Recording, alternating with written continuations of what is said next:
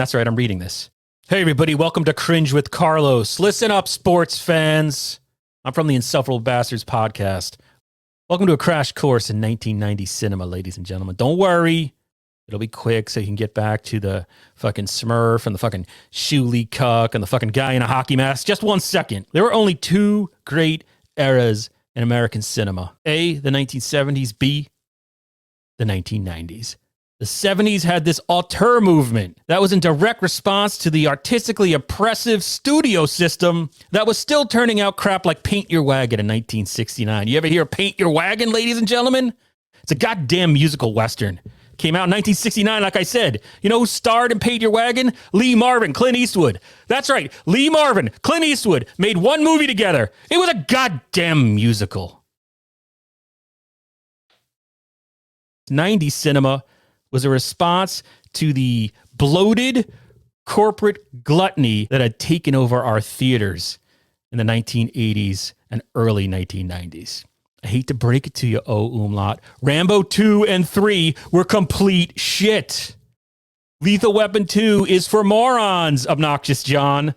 The Last Boy Scout sucks, El Horrible. I meant to say Ian Hawke. Fuck it.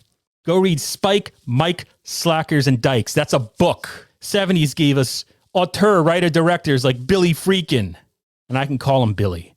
Francis Ford Coppola, Martin Scorsese, Sidney Lumet, noted asshole Stanley Kubrick. Yeah, and I know Lumet and Kubrick had a whole career going before the 1970s. But fuck it, they hit their stride in the 70s is what I'm trying to say. And yeah, I'm not mentioning Spielberg and Lucas. Fuck them. The 90s, meanwhile, gave us writer-directors who had almost complete control over their product. We had Paul Thomas Anderson, Wes Anderson, Quentin Tarantino, Kevin Smith, but for Clerks and Clerks only. All other Kevin Smith movies suck. Fuck you. What about, let's talk about the 90s documentary directors. Documentarian Errol or however you say his name, Morris. I highly recommend his documentary, Dr. Death. By the way, I saw Alone in a movie theater in 1999, back when I was a male prostitute. 70s auteurs, they were influenced by shit like the French New Wave and other foreign movies none of us have ever fucking watched. 1990s auteurs, yeah, that's right, I'm reading this. We're influenced by Japanese karate flicks, Warren Oates, John Cassavetes movies none of us have ever watched. What happened to the 70s cinema? It got fucking circumcised. 90s cinema just sort of petered out.